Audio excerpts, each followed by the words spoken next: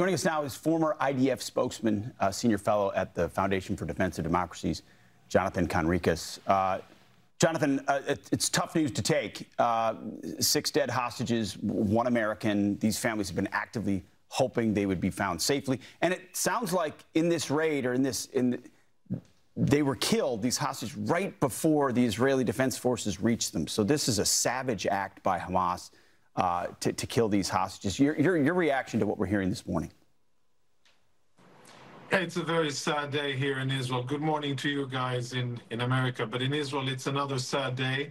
What makes it even more heartbreaking, I think, for the families is the Israeli assessment that their loved ones were alive and endured hell underground for 330 days and then were executed by their Hamas captors as they probably heard Israeli troops operating in the area, and they executed the hostages and then fled.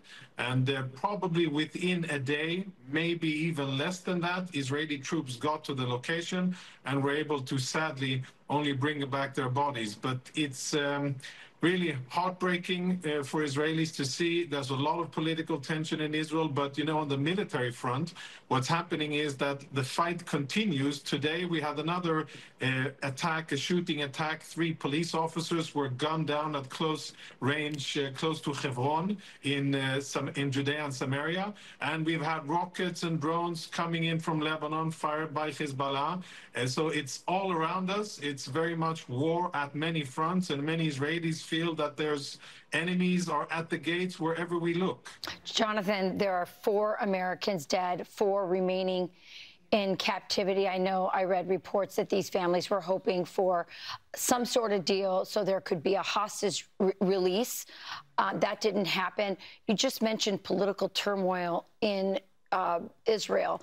Talk to us about what's happening there, because I know there's tension between those who say we should prioritize, you know, taking care of Hamas and making sure they can never do this again, versus those who say the first priority of the Israeli government should be to release, negotiate for the release of these hostages. Yeah. So, I mean, both views are totally understandable, and they hold a lot of content, both of them. I'd say the following.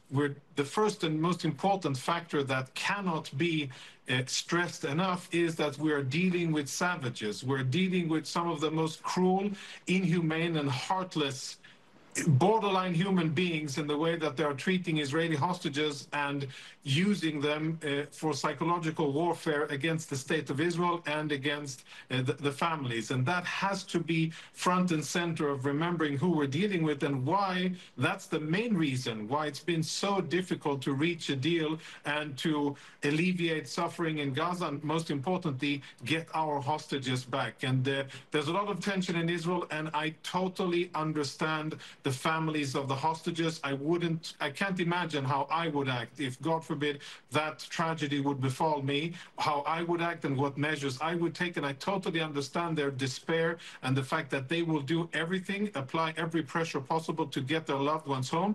And the only venue that the families can vent their pressure is inside Israel. Their address is the Israeli government, and they apply pressure there.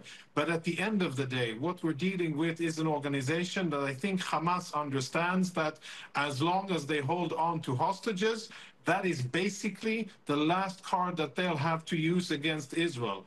And what we're seeing now is a race against time. What will happen first? Will the fighting will of Hamas and its leaders break? Or will we get Yahya Sinwar, the leader of Hamas? Will we be able to kill him before? Or will there be some kind of deal made? It's one of these 3 options. I hope that Israel won't cave for pressure against Hamas, and I hope that we will be able to defeat this very horrible and cruel enemy, because Hamas shouldn't be allowed to see the light of another day at the end of the fighting here. Jonathan, on that point, looking forward and how this develops after this was an absolute tragedy. How does this affect the ceasefire that the Biden-Harris administration has been pushing publicly so hard for the last several weeks? Does this create leverage for Hamas? Does it give Israel an opportunity to say, nope, we're not interested? How do you think it affects that? Well, basically, any talk of ceasefire, you know, there are two parties who would like to see a ceasefire, I think. Hamas, because it will allow them to almost emerge victorious, and of course the families of the hostages, and these are two different sides of the spectrum. In my mind, what needs to happen is for Hamas to be defeated in such a way that there's no coming back. And what Israel needs to do better is to apply better military pressure, is to do more and get to the leaders of Hamas so that they won't have the ability to negotiate and delay. As long as they hold hostages, that is what keeps Hamas alive, and we have to end that and end that quicker. It is a, you know, it's really of biblical dimensions. It's like a Solomon's dilemma here of, on one hand, wanting to live and protect entire Israel, but then on the other hand, knowing that the fate of at least 50 hostages that are probably alive are in the hands of these extremely cruel terrorists who see nothing. They have no respect for human life, no values, no nothing. And it's an extremely difficult situation, but even on this difficult day, I have faith in the IDF. I have faith in our ability to get the job done, to defeat Hamas. And then the thing isn't over. We still have Hezbollah on our northern border, and we still have lots of Palestinian terrorists in Judea and Samaria, all of them with the common denominator of the fact that they don't accept the fact that we are here and live in this country, our ancestral homeland, and they want to use violence in order to push us out, and we have to fight against it. Jonathan, just one detail I want to round out real quick. The hostages they believe were shot because Israeli forces were close. But you're saying it didn't happen in minutes. It wasn't as if the door was about to get kicked down. You're saying Israeli forces were in the area. Do you know how close? Was this a patrol? Was this a cordon of a neighborhood? What was the operation that led to the killing of the hostages? Was it a rescue mission? That's the part I'm confused about. Was it a rescue mission, or was it a regular operation? Go ahead. So what the IDF has released, and what I understand the details to be, are the following.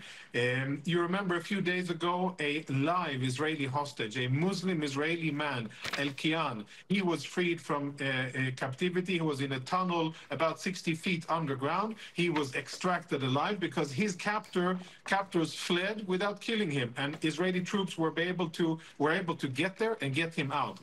And the 6 bodies that were uncovered were within about 800, almost a mile, less than a mile from the location of where that hostage was extracted from.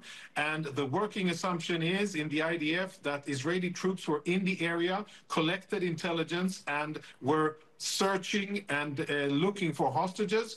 The Hamas captors understood that the Israeli troops were nearby, perhaps panicked, perhaps got orders from Sinwar, we don't know that yet, executed the Israeli hostages and fled. And then afterwards, Israeli troops, not within minutes, but we're talking hours, maybe within a day, were able to collect intelligence and understand where the hostages were, and then got to the location and unfortunately found 6 bodies and not 6 live Israeli hostages.